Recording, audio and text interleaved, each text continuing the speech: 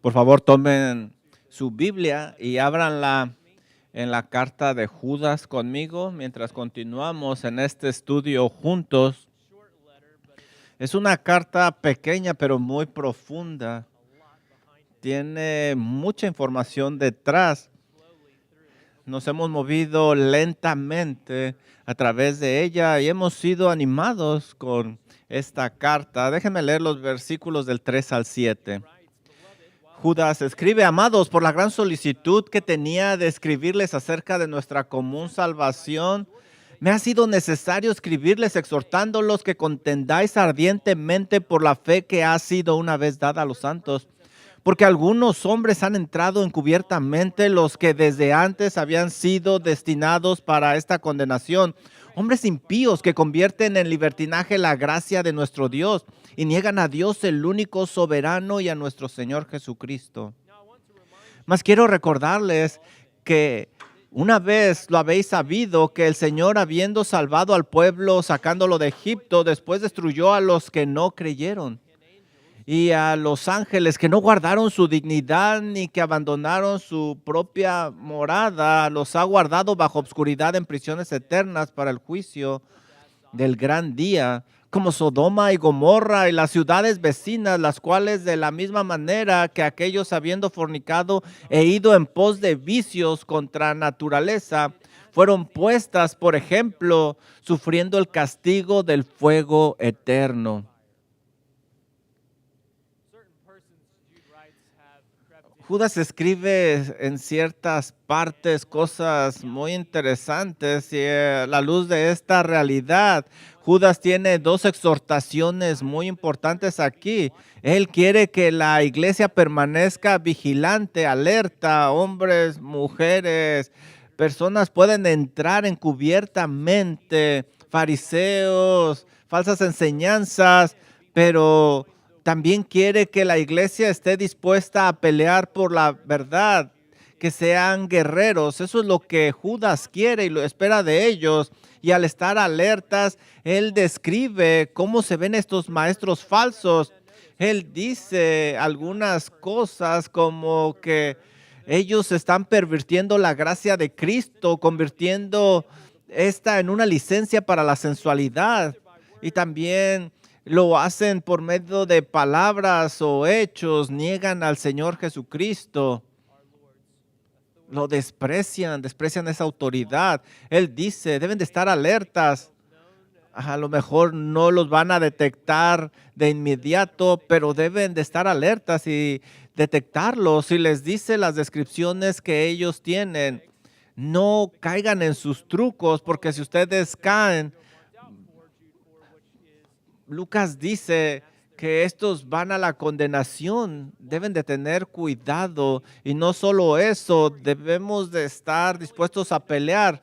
No simplemente detectamos los falsos maestros en la iglesia, pero los falsos maestros necesitan saber quiénes somos nosotros, que somos creyentes dispuestos a pelear por la verdad.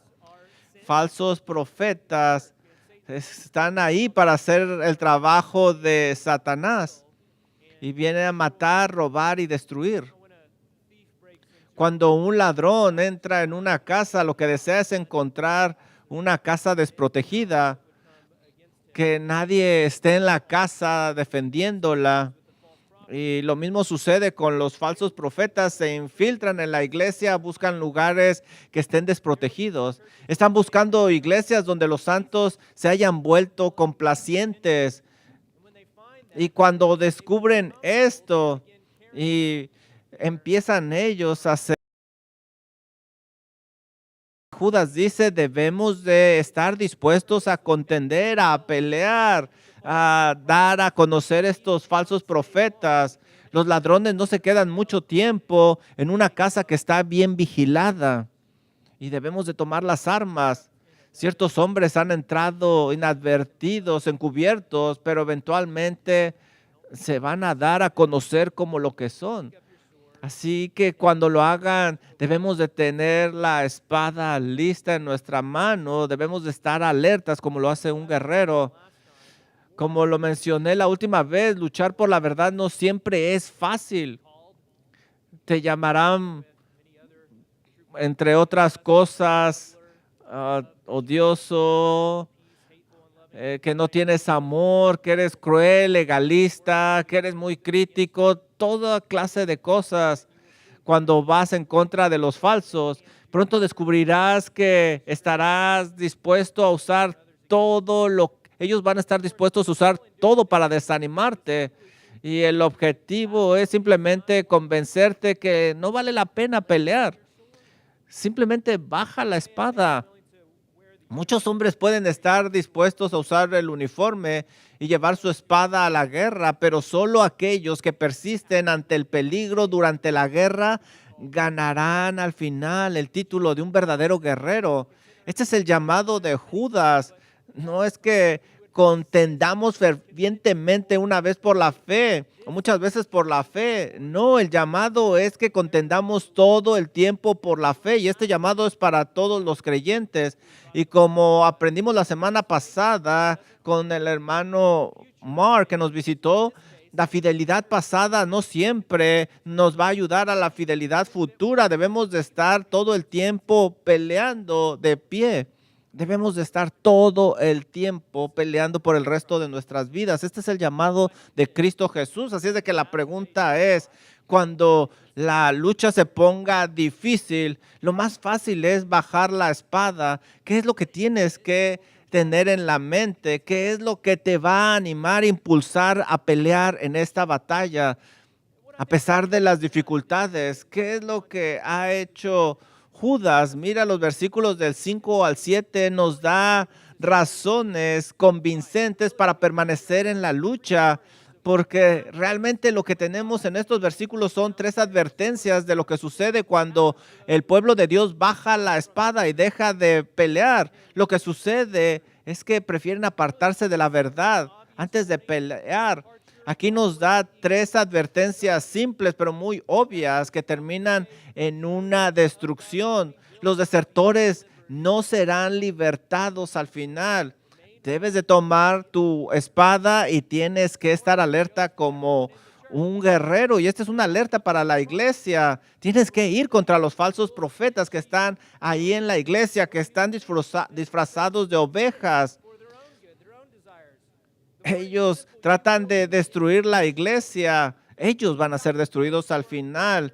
Ellos van tras aquellos débiles que los escuchan, y Judas dice, debes de tener cuidado, no simplemente destruye a los falsos profetas, ten cuidado de aquellos que los siguen.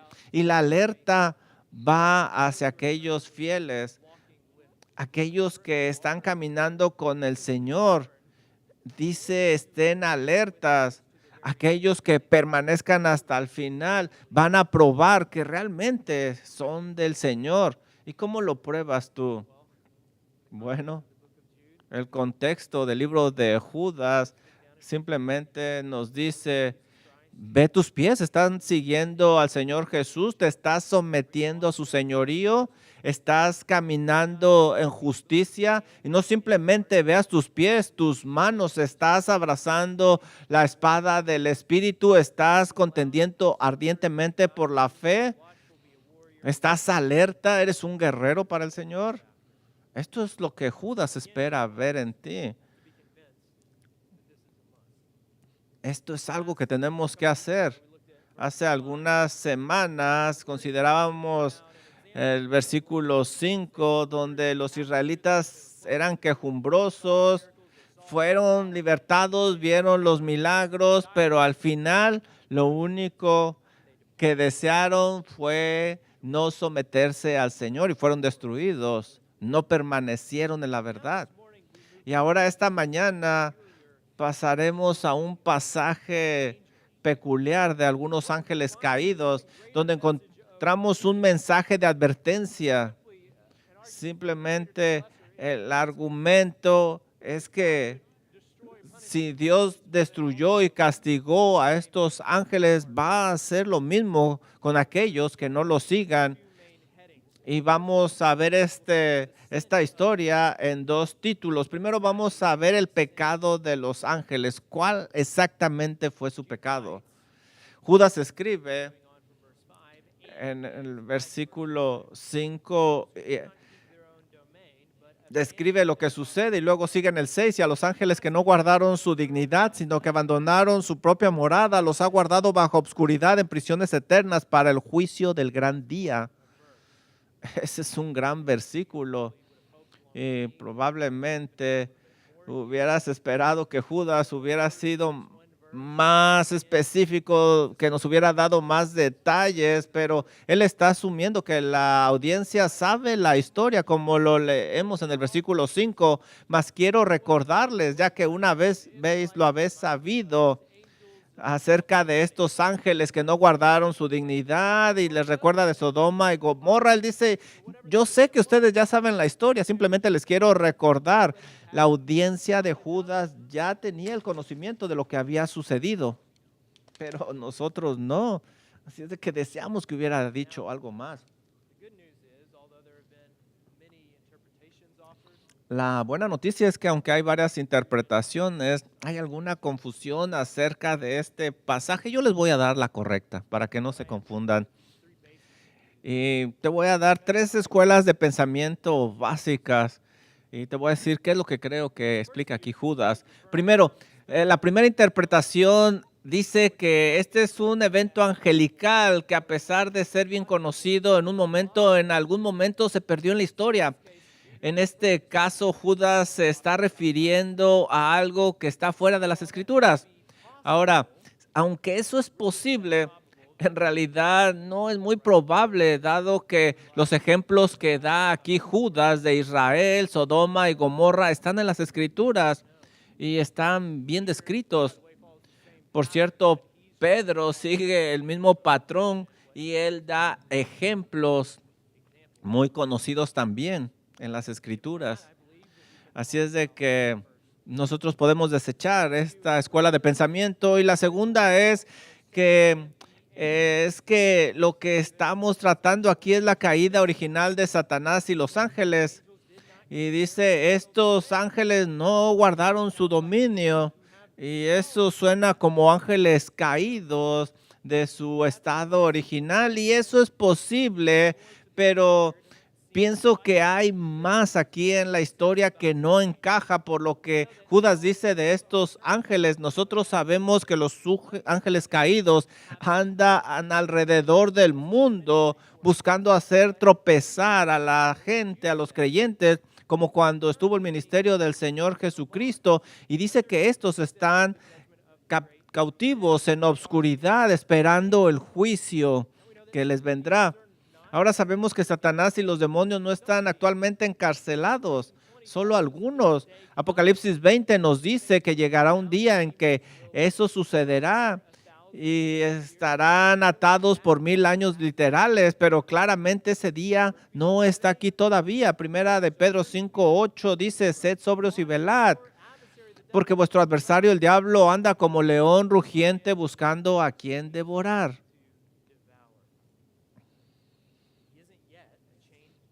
El diablo no está aún encarcelado. Satanás anda como león rugiente.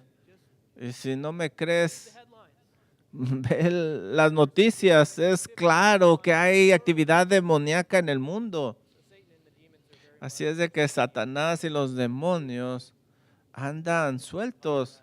Así es de que podemos desechar esa forma de interpretar este pasaje. Entonces, lo que nos queda entonces es un tercer punto de vista, una rebelión angelical única registrada en las Escrituras que tuvo lugar después de la caída original de los ángeles. Algo lo suficientemente severo como para que Dios encadenara a estos ángeles caídos para que estén ahí y no puedan salir.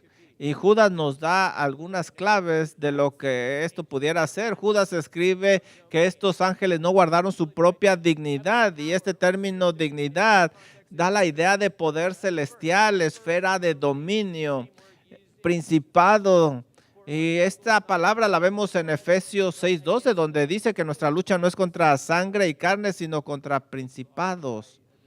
Aquellos de lo que está hablando Judas es que estos ángeles dejaron su primera dignidad donde ellos se movían. Dios los creó para gobernar en el mundo, pero ellos estaban en cierta posición de autoridad.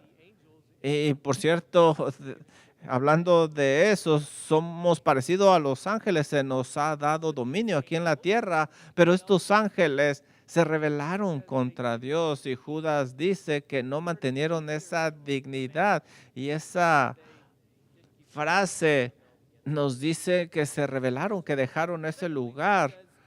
Segundo, Judas nos dice que como resultado de esta rebelión abandonaron su propia morada.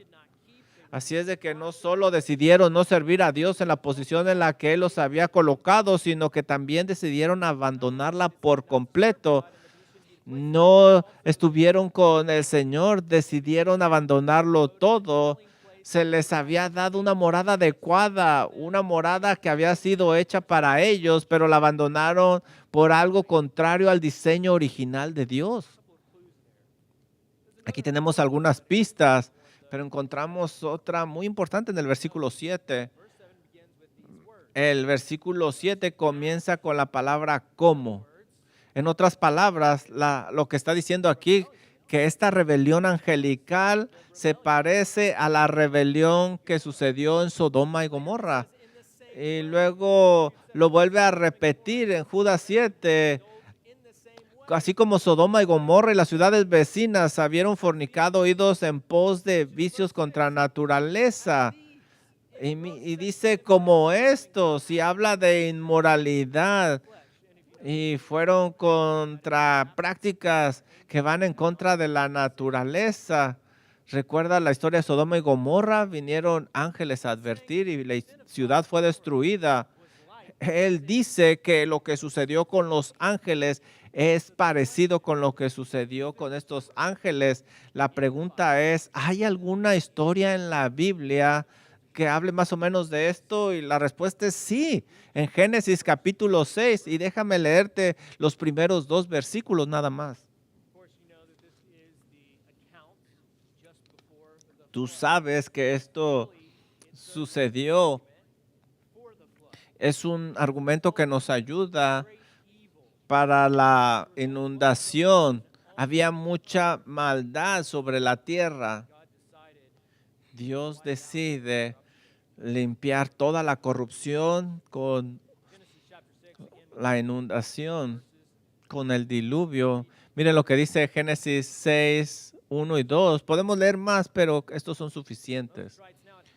Moisés escribe, aconteció que cuando comenzaron, esto es algo que sucedió realmente, cuando comenzaron los hombres a multiplicarse sobre la faz de la tierra y les nacieron hijas, que vinieron los hijos de Dios, vieron los hijos de Dios que las hijas de los hombres eran hermosas.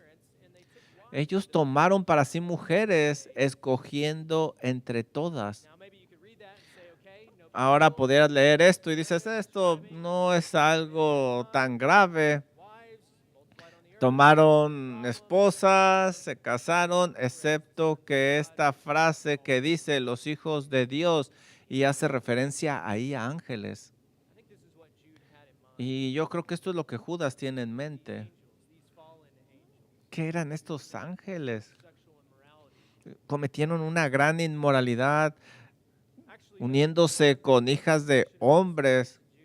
Y aquí hay una conexión y nosotros vemos a través de la historia que los judíos siempre han entendido Génesis 6 del 1 al 4 de esta manera.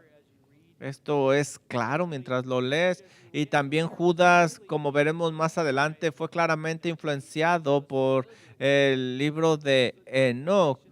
Él hace referencia a una historia así y habla de esta escena, de esto que sucedió en ese libro histórico de Enoch. Voy a leerte un pasaje de ese libro, primera de Enoch 15:3.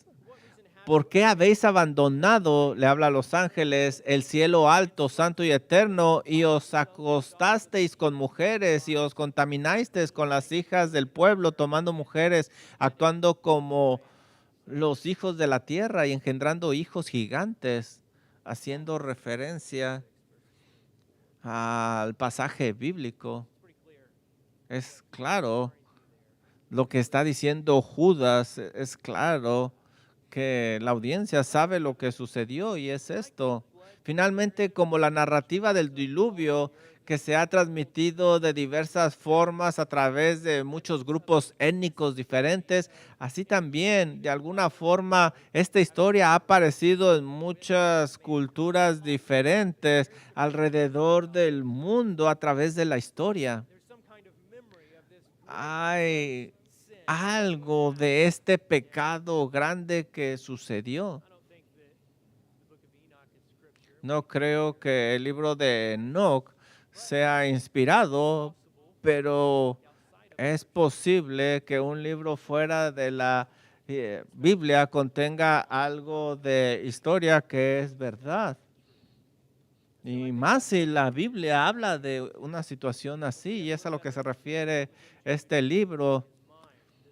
Ahora nosotros vemos que Judas tenía en mente el pecado de estos ángeles que no guardaron su dignidad, sino que se elevaron en orgullo y abandonaron lo que Dios les había dado y diseñado para ellos y se dirigieron a pecados aberrantes. La aplicación, ¿qué podemos pensar? Nosotros podemos ser engañados de esta manera y debemos de orar: oh Padre, desarraiga cualquier señal de orgullo que algún día pueda alejarme de ti. Proverbios 16:18 dice: antes del quebrantamiento es la soberbia y antes de la caída la altivez de espíritu. Debemos de orar: oh Padre, humíllame, bájame para que todos mis deseos sean hacia arriba, hacia ti, hacia abajo, Señor, que esté yo, quema todas mis concupiscencias, manténme en tu amor. Judas está usando este ejemplo porque en realidad está describiendo una apostasía y esto puede suceder en la iglesia. De eso habla este texto. Los apóstatas se apartan de Dios, lo abandonan por algo más. Y esto es lo que hicieron estos ángeles, rechazaron el plan de Dios que se había diseñado para ellos y ellos no se mantuvieron en esa esfera angelical, se rebelaron, fueron apóstatas, pero ¿a dónde fueron? Ellos cayeron bajo. Los apóstatas nunca suben, siempre van abajo. Si te encuentras cerca de Dios, pero luego decides rechazarlo, solo hay una dirección que vas a seguir, es ir hacia abajo como estos ángeles. Esta mentira crece, crece, crece y yo creo que los apóstatas siempre se apartarán de Dios. Ellos quieren ser más libres, quieren tener más placer, ellos quieren ser más ellos. Ellos quieren ir en contra de la palabra de Dios y darle rienda suelta a sus deseos, pero la verdad es que al abandonar a Dios, lo que están haciendo es un hoyo cada vez más bajo en el cual van a caer y algún día van a enfrentar a aquel que dejaron, aquel que creó el universo y que los va a castigar por una eternidad.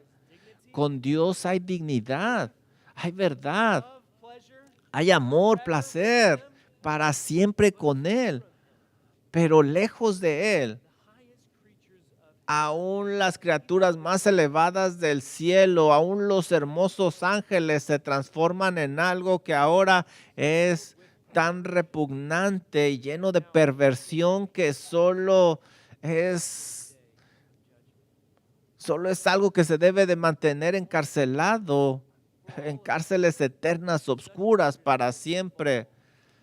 Si esas criaturas pudieron caer, nosotros también podemos caer si no estamos alertas y no nos sometemos al liderazgo del Señor Jesucristo y nos apartamos de la verdad. Así es de que en el pecado de estos ángeles hay una gran advertencia. ¿Y dónde están ellos y lo que les espera? Y este es nuestro segundo punto, el estado de estos ángeles, su condición actual.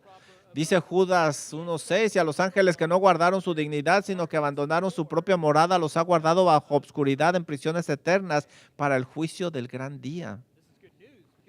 Estas son buenas noticias porque después de lo que leímos en Génesis 6, y tú dices, esto es algo de lo que nos tenemos que preocupar, todavía esto puede suceder. No, estos ángeles, ellos están mantenidos en cadenas. Dios no les va a permitir que salgan y que hagan lo mismo. Y esto es un recordatorio para todos los ángeles. Ustedes hacen lo mismo y van a terminar igual, esperando un juicio, ese gran día del juicio. Ellos están esperando ese gran día del juicio y están en cadenas, no pueden hacer nada hasta que sean arrojados al lago de fuego. Y es posible que hayas escuchado el juego de palabras en el versículo 6, la palabra guardar que Judas escribió, dice, no guardaron su propio dominio, por lo que ahora están siendo mantenidos en prisiones eternas. En otras palabras, Dios todavía está ejerciendo su señorío sobre sus vidas. Él es soberano sobre aquellos que guardan su palabra y sobre aquellos que no la guardan. El mensaje es que aquellos que tratan de rechazar el señorío de Cristo al final, como estos ángeles, encontrarán que no hay forma de escapar de Él. Es una realidad de la cual no puedes escapar, porque Dios es Señor de todo y de todos. Tú debes de doblar tu rodilla ante Él y cumplir el deseo que tiene para ti. Ahora los ángeles caídos de Judas 1:6 están actualmente encadenados, no están engañando a nadie, pero hay muchos otros ángeles caídos que no están actualmente encadenados y andan engañando a la gente. Ellos quieren apartarte del Señor Jesucristo. De hecho, así cayeron estos ángeles. Satanás los engañó y los siguieron. Y aquí tenemos otra alerta. ¿Cómo lo hicieron? Bueno, dos mentiras. Lo primero es que Dios no es bueno. Y empezó cuestionando lo que hace el Señor. Génesis 3:1 dice, con que Dios os ha dicho, no comáis de todo árbol del huerto. ¿Qué es lo que está haciendo? Está cuestionando la bondad de Dios. ¿Dios realmente dijo eso? Esa es la primera mentira. Esa es la primera mentira, pero aquí hay una más. La segunda es que si desobedeces a Dios, Él no te va a castigar si comes ese fruto. Dios no es bueno, pero también no es poderoso. Él no te va a castigar. Génesis 3:4 dice, no morirás, le dijo la serpiente a Eva. Entonces Judas está diciendo, sí, sí vas a morir. Mira la historia. Aquellos que se han rebelado contra el Señor al final han sido destruidos. Y otra vez el argumento es que si Dios castigó a estas criaturas grandes, poderosas, angelicales, que están muy por encima de ti, Él no va a dudar castigarte de la misma manera. Especialmente a nosotros. Porque cuando digo nosotros, es que estamos apartándonos de la gracia de Dios. Pedro habla este argumento de una manera similar, segunda de Pedro 2:4. Yo quiero que veas este vocabulario que usa Pedro muy similar. Segunda de Pedro dice, porque si Dios no perdonó a los ángeles que pecaron, sino que arrojándolos al infierno los entregó en prisiones de obscuridad para ser reservados al juicio. Mira el versículo 9 lo que dice, la segunda parte de este argumento. ¿Sabe el Señor librar de tentación a los piadosos y reservar a los injustos para ser castigados en el día del juicio, y mayormente aquellos que siguiendo la carne andan en concupiscencia, inmundicia y desprecian al señorío. Mira lo que dice, especialmente aquellos que van tras la concupiscencia. Y es lo que hicieron los ángeles. Ellos, ellos despreciaron la autoridad. Eso es interesante. Ellos no simplemente fueron atrás de sus concupiscencias, lascivias, sino que rechazaron la autoridad del Señor. La odiaron. Ellos se alejaron. Literalmente en el griego esa palabra despreciar, curiotetos, viene de la raíz curios, que significa Señor, es decir, despreciaron el señorío del Señor. Ellos odian que Él esté en control. ¿Qué es lo que ellos odian? Porque ellos quieren ir tras sus lujurias, tras sus lascivias. Y si alguien se opone, ellos odian a aquel que se opone. Pedro está diciendo que estos apóstatas odian la autoridad de Cristo Jesús, la desprecian.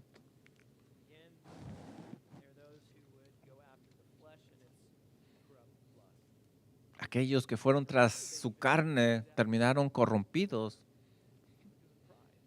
¿Por qué hicieron esto? Por el orgullo.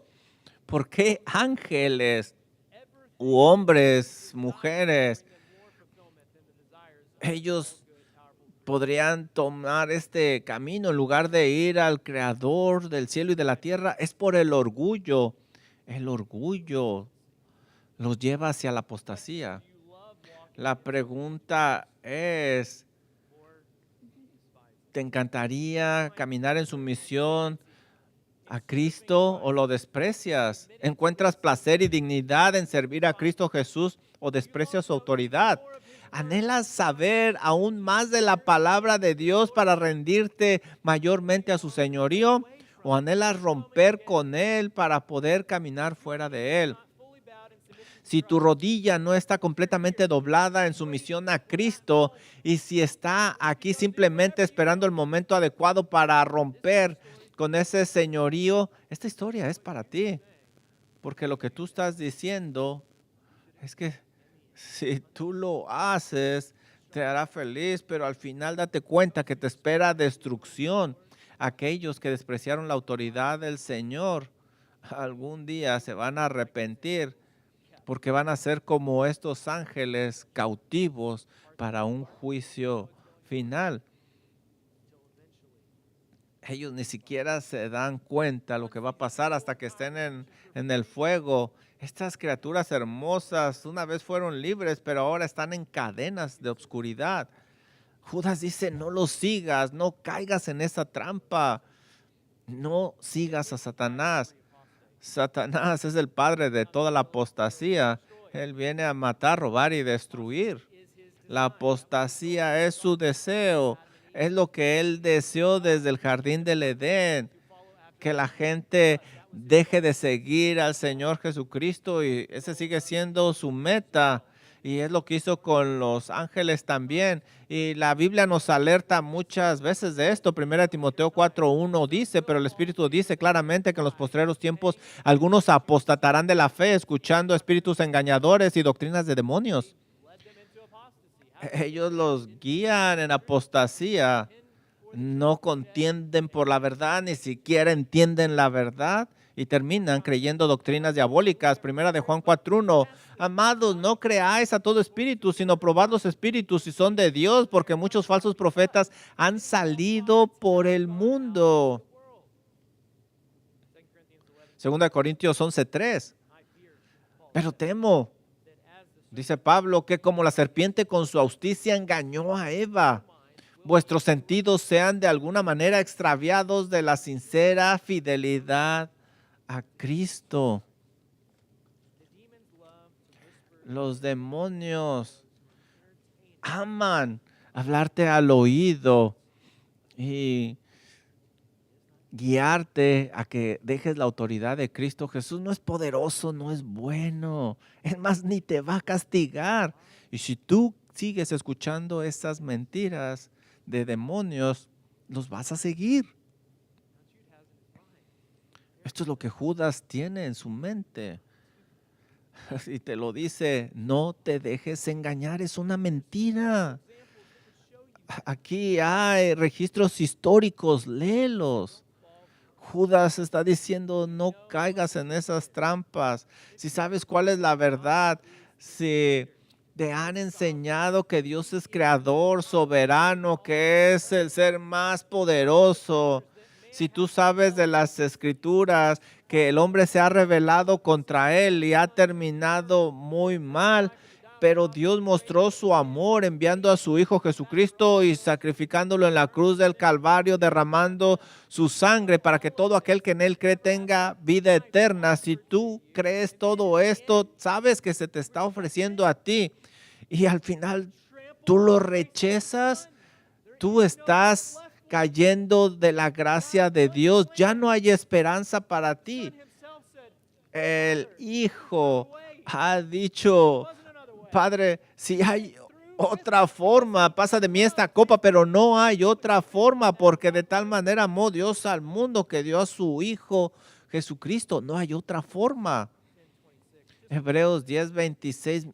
Solo escucha esto, porque si pecáramos voluntariamente después de haber recibido el conocimiento de la verdad, ya no queda más sacrificio por los pecados, sino una horrenda expectación de juicio y de hervor de fuego que ha de devorar a los adversarios. El que viola la ley de Moisés por el testimonio de 2 o 3 testigos muere irremisiblemente. ¿Cuánto más castigo pensáis que merece el que pisoteare al Hijo de Dios y tuviere por inmunda la sangre del pecado en la cual fue santificado e hiciere afrenta al Espíritu de gracia? Él ha insultado al Señor. Versículo 30, pues conocemos al que dijo, mía es la venganza, yo daré el pago, dice el Señor. Esto es algo aterrador. Caer de la gracia de Dios. ¿Cómo haces eso? Cuando te apartas y tú caes en las trampas del diablo, caes en las manos de un Dios airado. Dice Hebreos 10:30, porque conocemos a aquel que dijo, lo sabemos, y esto habla de la gente en la iglesia que sabe, mía es la venganza. Y este es un conocimiento, no un conocimiento salvador, es un conocimiento más que nada intelectual. Tú sabes acerca de él, pero no lo conoces a él.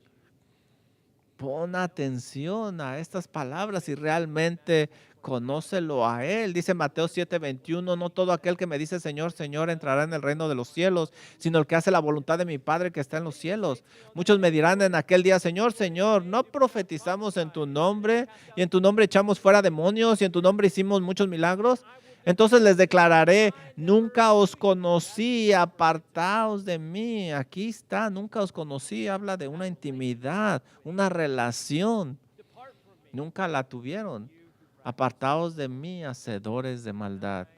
Ellos negaron el único Señor y Maestro Cristo Jesús, despreciaron su autoridad. Y si tú lo haces, aun cuando dices, Señor, Señor, has caído en la trampa de aquellos y has caído de la gracia de Dios. Yo sé que estoy predicándole al coro en esta mañana. Tú estás aquí porque por lo menos sabes la verdad. Tú conoces las canciones, conoces la verdad, pero me temo que en algún lugar del coro hay una persona que está por ahí, a lo mejor cantando estas canciones sin una relación personal con aquel que se está alabando. Conoces la verdad, pero no la crees, no la amas. No has doblado tu rodilla delante del Señor y pasan los días y no los haces. Y esto se debe de hacer todo el tiempo, no nada más enfrente de las personas. Estás tan cerca Tú, tú lo ves, tú conoces quién es, tú conoces acerca de Él. Dobla tu rodilla en sumisión ante Él y entonces realmente vas a tener una relación con Él. Esa es la oferta del Evangelio. Él promete salvación aún para aquellos que se han apartado. Dice el Señor, el que a mí viene, yo no le echo fuera. Vamos a orar. Gracias, Señor, por su palabra. Usted conoce nuestros corazones. Usted conoce dónde está cada uno de nosotros.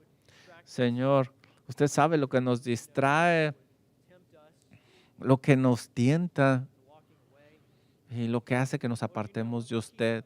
Usted, Señor, también sabe lo que nos mantiene. Por eso le pedimos que haga todo, Señor, para mantenernos en su amor, para que apreciemos esa misericordia que usted tiene para con nosotros. Gracias, Señor, por esta alerta. Nos recuerda acerca de su gran poder. Vivimos en una cultura que minimiza ese entendimiento. Ahora que venimos a su palabra, la entendemos mejor y anhelamos una relación más estrecha con usted. Somos tan frágiles, Señor, cuando estamos lejos de usted, pero encontramos refugio en usted. Use su palabra para transformarnos a la imagen de su Hijo Jesucristo. Oramos en ese precioso Good job, nombre. please Amén. stand and let's praise him.